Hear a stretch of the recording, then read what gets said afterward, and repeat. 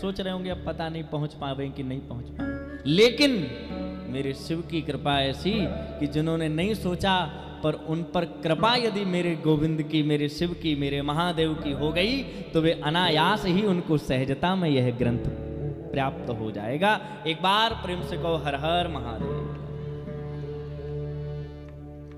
अच्छा सच बताना, कितने लोग ऐसे हैं जो प्री प्लान्ड यहां आए हैं कि हम तैयारी पहले से कर रहे थे? हाथ खड़े करके बताओ जो तैयारी कर रहे थे पहले से। अच्छा अब जरा वो हाथ उठाएं जिन्होंने कोई तैयारी नहीं की थी, अचानक से आज कलश यात्रा देखी, अचानक से होर्डिंग देखी, मेरा नाम पढ़ा, अरे महाराज जी इनको टीवी में देखते तो चलो फिर पहुंच जाए। कितने लोग ऐसे? बोलो, लो जी, बोलो हर हर महादेव। ये आप विश्वास मानिए, ये महादेव की कृपा है, ये आपकी सामर्थ्यता नहीं है। आपने कोई तैयारी नहीं की, पर तैयारी पहले से मेरा शिव करके बैठा है कि इतने लोगों को इधर बुलाना है। हाँ, और एक बात और आपसे कहें, ये मेरे महादेव की महफिल को स्वयं मेरे शिव ही सजाते हैं। ये मेरे महादेव की महफिल को स्वयं महादेव ही सजाते हैं, और यहां वही आ पाते हैं जिन्हें महादेव बुलाते हैं। सबकी कहां सामर्थ्य है? सबके प्रयास धरे के धरे रह जाएंगे, पर ये शिव महापुराण की कथा। और मैं एक बात आपको कहूं, शिव महापुराण को सिर्फ एक ग्रंथ मान लेना, एक पुस्तक मान लेना, ये बहुत छोटी सी बात हो गई। मुझे लगता है कि हम इस पुराण का, और मैं एक बात कहता हूं इसमें, पुराण, अच्छा पुराण में एक थोड़ा सा शब्द परिवर्तित करें तो एक शब्द अच्छा बनेगा। कौन सा? पुराण।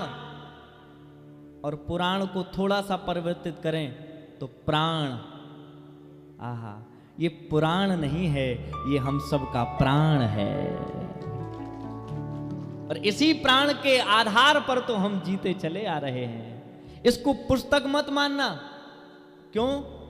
क्योंकि अगर ये पुस्तक होती तो पुस्तक कभी उस तक नहीं पहुंचा सकती है। हाँ, समझ में आई बात? पुस्तक, अच्छा वैसे भी पुस्तक ही है ना, पुस्तक, पुष्प माने क्या होता है? धक्का। अगर साधारण सी पुस्तक होती तो पुस्तक ये धक्के तक ही रहती, जितना धक्का लगा उतना चल जाए, जितना धक्का लगा उतना। ये पुस्तक नहीं है, क्योंकि अगर ये पुस्तक होती तो उस तक पहुंचने का कोई और साधन बनता ही नहीं। प्रेम से कहो हर हर महादेव।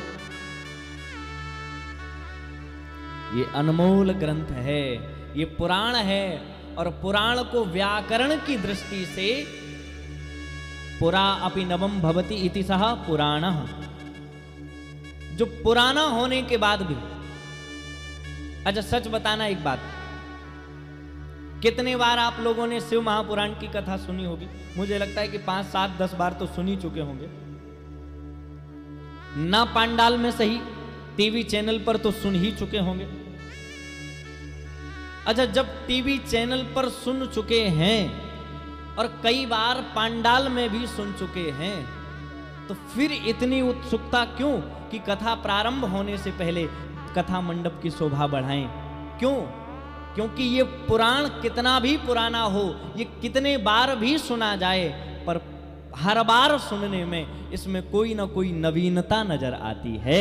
ये कभी पुराना नहीं होता है, इसीलिए ये पुराण है।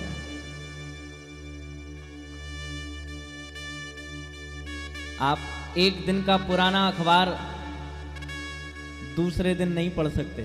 कोई कहे आपसे पढ़ लो, आप कहोगे अरे बासी हो गया, आप नहीं, अब क्या पढ़ना, नया ताजा लाओ। अच्छा, जबकि आपने वो पुराना अखबार भले ही पढ़ा ना हो, परंतु कोई आपसे बहुत कहे कि पढ़ लीजिए दोबारा, आप नहीं पढ़ेंगे।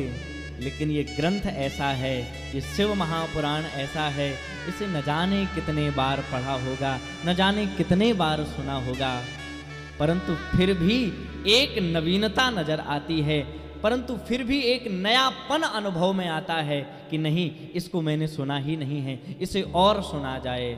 और सत्य कहता हूं, जितनी आपकी सुनने की लालसा होगी, ध्यान से सुनना जरा पूरे पांडाल के लोग, जितनी आपकी लालसा महादेव के शिव पुराण में होगी, उतनी ही लालसा मेरे शिव की आपके प्रति होगी और वो आपका कल्याण कर देंगे, इसमें कोई संशय नहीं। आप एक बार उनके पीछे भागो तो सही, आप एक बार उनके बनने का प्रयास तो करो। वो तुम्हारे लिए दौड़ा ना चला आए तो कहना। और तभी तो हमें लगता है कि सारे संसार के लोग एक ही बात कहते हैं, जब भी महादेव की कथा होती है, जब भी शिव जी को प्रणाम करने का मन करता है। मैं कई बार तो भगवान श्री कृष्ण के लिए ये भजन गाता हूं, लेकिन इसमें मुझे ये पंक्ति बड़ी सुंदर लगती है। एक भक्त कहते, भोले बाबा सदा